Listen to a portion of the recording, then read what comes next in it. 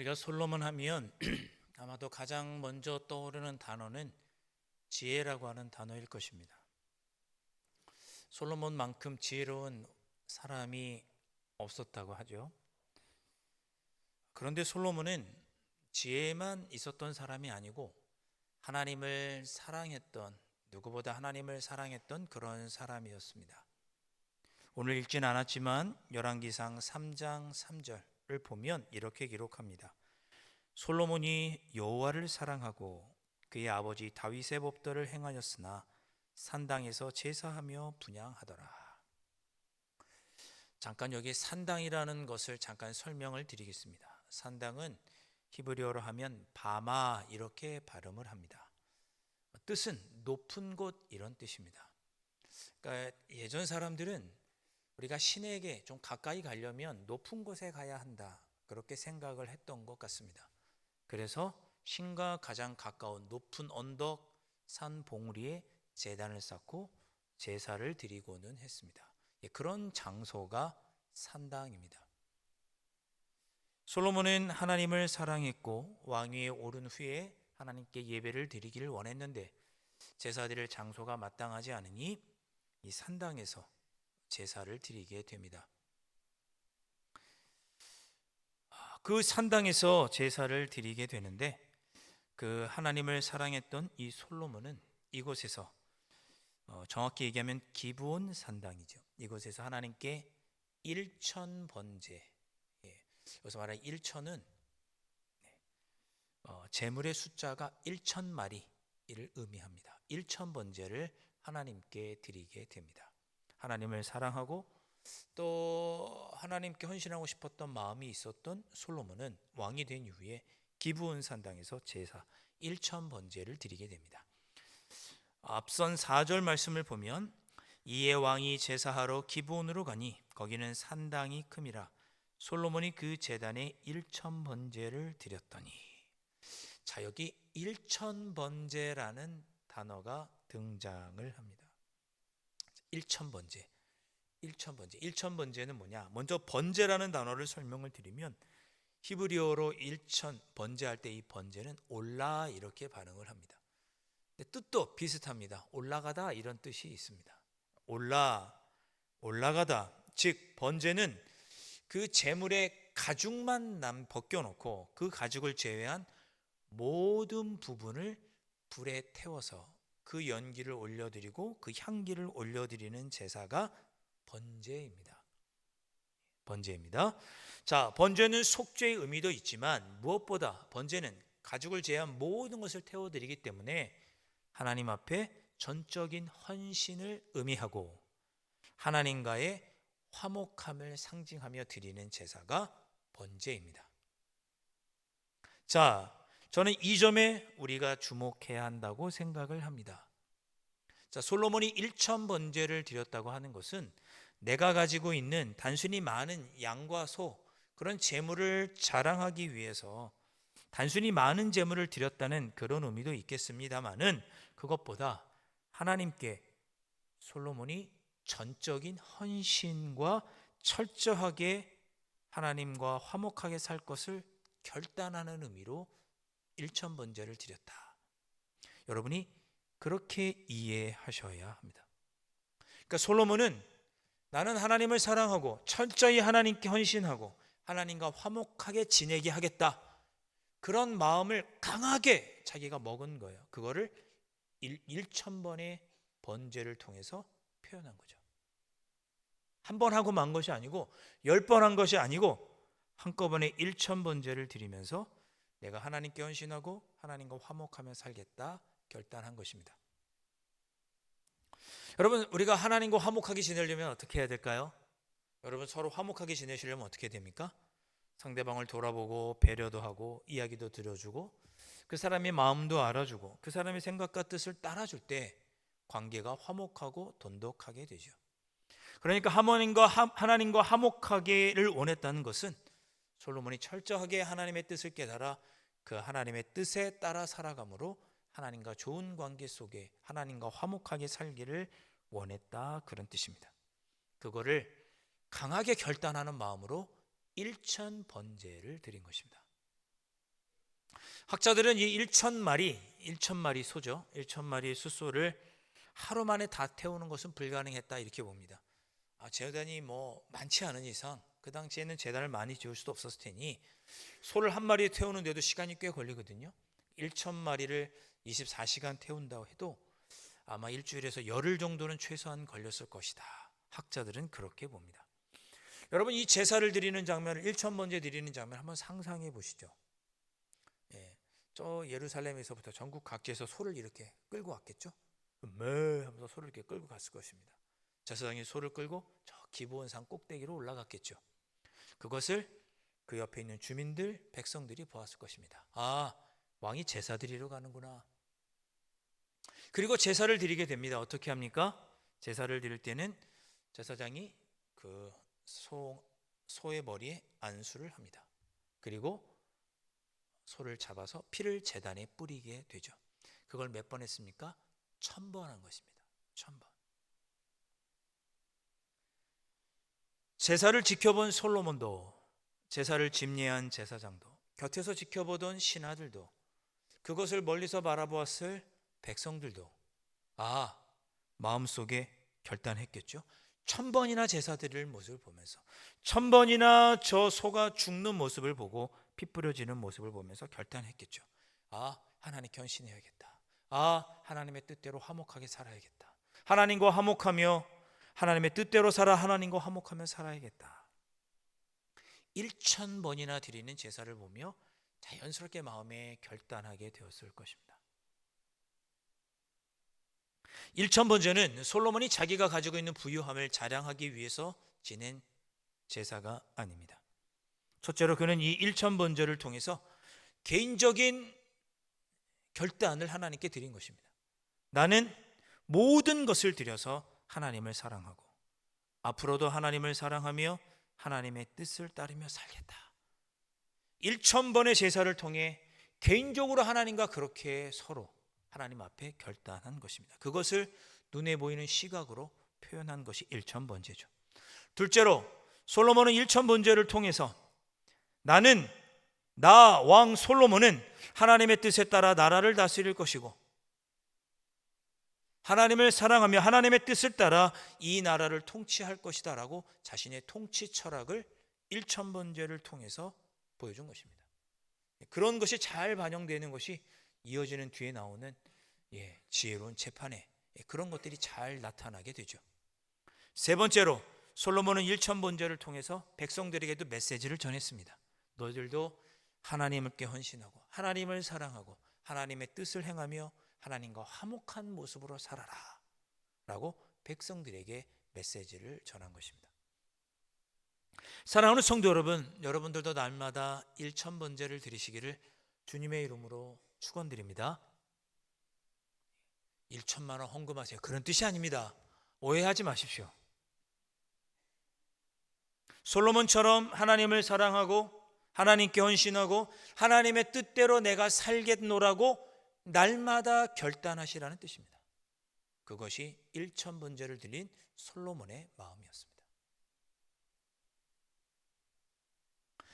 자, 솔로몬이 그렇게 하나님 앞에 결단하면서 제사를 드리자 하나님도 마음에 기쁘셨습니다. 흐뭇하셨어요. 솔로몬을 가리켜서 주의 마음에 든지라 이런 표현을 쓰시죠. 자, 솔로몬의 그러한 결단, 내가 하나님을 사랑하고 하나님께 헌신하고 하나님의 뜻대로 행하며 하나님께 화목하며 살리라. 이러한 솔로몬의 결단이 하나님 너무나 기쁘셔서 솔로몬에게 백지수표를 주십니다. 5절 말씀 보시면 기브온에서 밤에 여호와께서 솔로몬의 꿈에 나타나시니라. 하나님이 이르시되 내가 내게 무엇을 줄꼬 너는 구하라. 조금 바꾸면 너는 구하라 내가 뭐든지 주겠다 그런 뜻입니다. 백지수표 주신 거죠. 백지수표. 여러분 백지수표 보셨습니까? 어떻게 흰 종이처럼 생겼나요? 백지수표니까. 보신 적 있으십니까? 제가 그래서 인터넷으로 검색해봤죠. 백지수표는 어떻게 생겼나 본 적이 없어서 이렇게 생겼더라고요. 백지수표가. 샘플이 있더라고요. 인터넷 보니까. 자, 하나님께서 백지수표를 솔로몬에게 줬으니까 솔로몬도 기뻤겠죠. 저기 백지수표에 발행인에다가 하나님 쓰고 일금 쓰는 자리에다가 솔로몬은 뭘 썼습니까? 지혜를 썼죠. 지혜. 9절 말씀. 누가 주의 이 많은 백성을 재판할 수 있사오리이까? 듣는 마음을 종에게 주사 주의 백성을 재판하여 선악을 분별하게 하옵소서. 아멘. 솔로몬은 자기를 스스로 작은 아이라고 칭하면서 하나님께서 무엇이든지 구하면 주시겠다고 하는 그때에 자신을 작은 아이라고 칭하면서 지혜를 간구합니다. 사람들의 이야기를 잘 듣는 마음, 잘 듣고 선악을 분별할 수 있는 지혜를 저에게 주십시오. 제가 앞서 뭐라고 말씀드렸냐면 솔로몬은 하나님을 사랑하고 하나님께 헌신하며 하나님의 뜻을 지킴으로 하나님과 화목하게 지내고 싶어 했다고, 그런 마음이 가득했다고 솔로몬에 말씀드렸습니다. 그러니까 솔로몬은 자기가 왕으로서 하나님을 잘 사랑하고 하나님께 잘 헌신하고 하나님의 뜻을 잘 행하기 위해서 자기에게 가장 필요한 것은 지혜, 사람들의 이야기를 듣고 선악을 분별할 수 있는 지혜가 자기에게 가장 필요하다고 생각한 것입니다. 하나님께서 무엇이든지 주신다고 했을 때 이스라엘을 다스리는 왕이니까 뭐 강력한 군사력을 주시고 무기를 주시고 엄청난 경제력을 주시고 외교력을 주시고 이웃 나라들이 나를 지켜주게 해주시오라고 이야기할 수도 있었겠지만, 솔로몬은 하나님을 사랑하고 하나님께 헌신하고 하나님의 뜻을 행하며 하나님과 화목하고 지내고 싶었기 때문에 자기가 왕으로서 그렇게 할 수 있는 최선의 모습이 뭘까? 그것은 하나님의 뜻을 잘 분별할 수 있는 마음을 갖는 것이라고 생각한 것입니다. 내가 왕으로서 하나님을 사랑하고 하나님께 헌신하고 싶은데 그러려면 나에게 경제력도 아니고 군사력도 아니고 사람의 이야기를 듣고 선악과를 분별할 수 있는, 재판할 수 있는 지혜, 그것이 하나님 제가 필요합니다. 저는 작은 아이라 그런 것들이 부족합니다. 그것을 주십시오라고 간구한 것입니다. 그러니까 솔로몬이 단순히 지혜를 달라고 한 것은 어떤 지식, 뛰어난 IQ 그런 것이 아닙니다. 하나님을 더 사랑하고 싶고 하나님을 더욱 잘 섬기고 싶다는 마음을 표현한 것이고, 하나님을 더 사랑하고 하나님을 더 잘 섬기고 싶으니 그러기 위해서는 제가 선악을 분별할 줄 알아야겠고, 그렇게 하면 나 개인뿐만 아니라 하나님이 주신 이 나라 이 백성들도 하나님의 뜻대로 살아가도록 제가 잘 통치할 것 같습니다. 그러한 마음을 달라고 한 것이 솔로몬이 지혜를 달라고 한 간구였던 것입니다. 그러니까 놀랍죠. 놀랍습니다. 하나님께서 기뻐하실 만한 대답이 아닐 수 없죠. 여러분, 우리는 다 작은 아이입니다. 저희는 다 작은 아이입니다. 세상적으로는 일평생 살으면서 많은 지식을 여러분 쌓으셨을 거예요. 많은 지혜가 있으시죠. 열심히 공부하셔서 높은 학문적 지식을 쌓기도 하셨고, 평생을 살아오면서 이 세상을 살아가는데 어떻게 살아가는 것이 지혜로운지 이 세상을 살아가는 경험과 지혜도 갖고 계실 것입니다. 많은 사람들을 만나셨으니 이제 누군가 만나서 딱 그 사람 얼굴만 봐도, 그 사람이 하는 첫 마디만 들어도 이 사람은 어떤 사람인구나 알 수 있는 지혜가 있습니다. 어떻게 하면 성공하고 어떻게 하면 좋은 사람을 만나고 어떻게 하면 좋은 직장에 취직하고 어떻게 하면 좋은 대학을 가고 어떻게 하면 더 많은 부귀를 누릴 수 있는지 우리 모두 지혜가 있습니다. 어떤 분은 악수만 해도 그 사람이 어떤 사람인지 느껴질 수 있는 그런 지혜가 있으신 분도 있는 것 같습니다. 그런데 솔로몬이 하나님께 요구한 지혜는 그런 지혜가 아니었습니다. 솔로몬이 하나님께 요구한 지혜는, 하나님, 제가 하나님을 더 사랑하고 싶습니다. 하나님, 제가 더 하나님께 헌신하고 싶습니다. 하나님, 제가 하나님의 뜻을 더 잘 지키며 하나님과 화목하게 지내고 싶습니다. 어떻게 하면 제가 그렇게 할 수 있을까요? 저는 작은 아이라 하나님을 어떻게 더 사랑할 수 있고 어떻게 더 헌신할 수 있는지 저는 잘 모르겠습니다. 제가 왕으로서 어떻게 하면 하나님을 더 사랑하고 하나님께 헌신하며 하나님과 화목해 지낼 수 있을까요?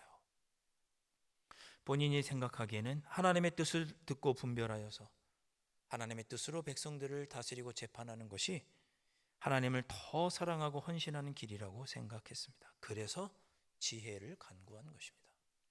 솔로몬이 지혜를 간구한 것도 참 귀하지만 그가 지혜를 간구한 이유, 하나님을 더 사랑하고 하나님을 더 헌신하고 싶고 하나님의 뜻을 행함으로 하나님과 화목하게 지내고 싶은 그 마음이 더 귀하고 아름답다 할 수 있겠습니다. 사랑하는 성도 여러분, 여러분은 하나님께 무엇을 간구하고 계십니까? 그것이 제가 하나님을 더 사랑하고 하나님을 더 헌신하고 하나님의 뜻을 행하며 하나님과 화목하게 지내기를 원하는 마음에서 나오는 간구입니까? 아니면 교회를 다니는 사람이든지 교회를 다니지 않는 사람이든지 누구나 알고 있는 돈을 버는 지혜, 성공하는 지혜, 좋은 직장을 갖고 좋은 사람을 만나는 지혜, 그런 것을 하나님께 기도하고 계십니까? 솔로몬은 하나님을 더 사랑하기 위해 하나님의 뜻을 분별하는 지혜를 간구했습니다. 그것이 하나님의 마음에 아주 기뻤습니다. 주님의 마음에, 하나님 마음에 들었습니다. 하나님 너무나 기뻐하셨습니다. 그래서 구하지 않은 것까지 주겠다고 약속하셨습니다. 12절 말씀에 내가 내 말대로 하여 내게 지혜롭고 총명한 마음을 주노니 내 앞에도 너와 같은 자가 없었거니와 내 뒤에도 너와 같은 자가 일어남이 없으리라. 세상 모든 사람들 중에 너보다 지혜로운 사람이 없을 것이다. 그렇게 약속해 주십니다. 13절 내가 구하지 아니한 부귀와 영광도 내게 주노니 내 평생의 왕들 중에 너와 같은 자가 없을 것이라. 이 세상 어떤 사람도 누려보지 못한 성공, 부귀 영화를 네가 누리게 될 것이다. 약속해 주십니다. 14절 내가 만일 내 아버지 다윗이 행함같이 내 길로 행하며 내 법도와 명령을 지키면 내가 또 내 날을 길게 하리라. 장수의 복과 더불어서 그 후손들이 대대로 하나님의 자녀가 되는 복을 주시겠다고 약속해 주십니다. 하나님의 마음에 합한 길, 하나님이 기뻐하시는 일, 하나님의 마음에 합한 것을 간구했더니 하나님께서 구하지 않은 것까지도 주겠다고 약속하신 것입니다. 사랑하는 성도 여러분, 이 모든 것들, 솔로몬이 누렸던 12절, 13절, 14절의 이 축복은 이 세상에 하나님을 믿든지 안 믿든지 모든 사람들이 갖고 싶어하는 것들입니다. 부귀 영화, 장수하는 것, 다른 사람도 뛰어난 지혜, 누구나 다 갖고 싶어하죠. 그런데 하나님을 믿는 우리들은 우선순위가 바뀌어서는 안 되겠죠. 하나님의 마음에 합한 자가 이러한 지혜를, 이러한 은혜를 누렸음을 오늘 솔로몬을 통해서 보게 됩니다. 그러니 여러분의 기도가, 여러분의 간구가 하나님의 마음에 합한, 하나님이 기뻐하실 만한 것들로 바뀌셔서 구하지 않은 것까지도 누리는 여러분들의 삶이 될 수 있기를 주님의 이름으로 축복합니다. 명절 잘 보내셨습니까?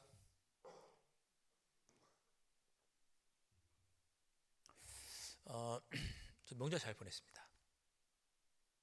저희는 이제 명절 때 여러 번 말씀드렸죠. 이제 가정 예배를 드립니다. 여러분들도 다 가정 예배 드리셨을 텐데, 이제 제 아버님도 목회자이시고 저도 그 제 동생도 목회를 하다 보니 이렇게 명절 때 돌아가면서 설교하고 예배를 이렇게 인도합니다. 근데 이제 얼마간 아버님 연세도 있고 있어서 이제 말씀을 전하지 않으시다가 이번 설에는 아버님께서 좀 설교하시고 예배를 인도하시도록 이렇게 등 떠밀어서 이렇게 좀 부탁을 드렸습니다. 설교 준비하기도 힘들고 그래서 아버님 좀 하시라고. 그래서 아버님께서 이번에 하신다고 하셨는데 하셨습니다. 그런데 가정 예배를 드리기 전에 아버지가 그런 얘기 하시더라고요. 이번에는 좀 녹화를 했으면 좋겠다 그러시더라고요. 그래서 핸드폰을 이렇게 녹화를 했습니다. 왜 녹화를 하자고 하셨냐면 어쩌면 마지막 설교일지도 모르고, 그리고 나중에 아버지가 돌아가시면 자녀들이 그 영상을 보면서 아버지를 또 할아버지를 추억하고 더 기억해주면 좋겠다 하는 마음으로 이렇게 영상을 좀 찍었으면 좋겠다. 그래서 산발이를 놓고 영상을 이렇게 찍었습니다.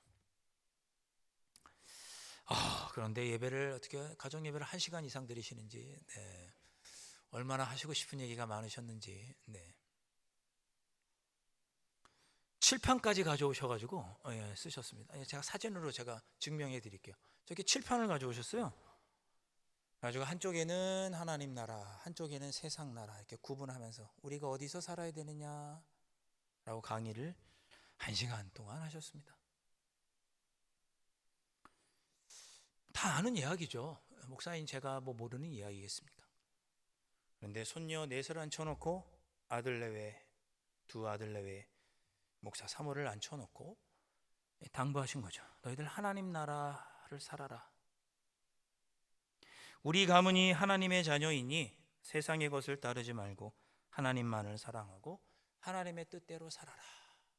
유언처럼, 어쩌면 유언처럼 계속해서 기억하고 보면서 잊지 않기를 마음으로 칠판에 이렇게 써가지고 저희들에게 설교를 하셨습니다.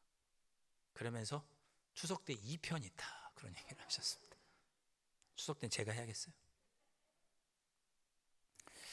저희 아버님 일평생을 사시면서 목회하시고 또 삶을 살아오시다 보니 40년생이시니까 86이시죠? 일평생 살아오다 보니 평생 목회하다 보니 그저 인생의 가장 중요한 것은 하나님을 사랑하는 것이고 하나님의 뜻을 따라 헌신하며 하나님의 뜻대로 행하고 하나님과 화목하게 지내는 것이 가장 중요하고 가장 소중하다라는 것을 자녀들에게 남겨주신 것입니다. 그것이 가장 좋은 것이다. 그것이 가장 좋은 지혜라고 자녀들에게 알려주셨습니다. 여러분, 하나님께서 저와 여러분 우리에게 원하시는 것이 뭘까요? 하나님께서 여러분들에게 무엇을 원하실까요? 높은 명예를 얻는 것을 원하실까요? 큰 권력을 갖는 걸 원하실까요? 많은 재물을 갖기를 원하실까요? 여러분이 신앙생활하면서 마음 깊이 진정 원하시는 것은 무엇입니까?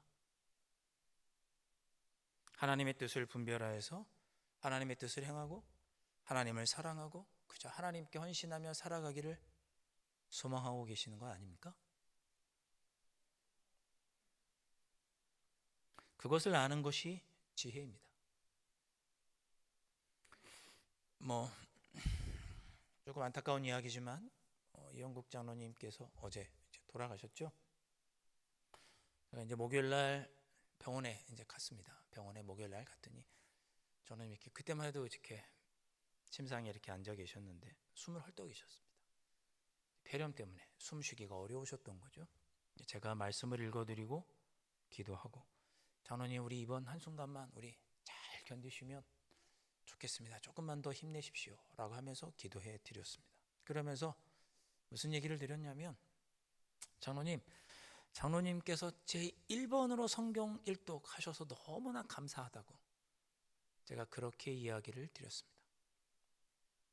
우리 성도님들에게 하나님 말씀을 읽고 하나님의 뜻대로 살라고 삶으로 보여주신 것 같아서 감사했습니다. 지금도 저 끝에 우리 장로님 늘 새벽기도 앉으시는 자리 저 끝에거든요. 저 뒤 끝에거든요. 뒤에 두 번째.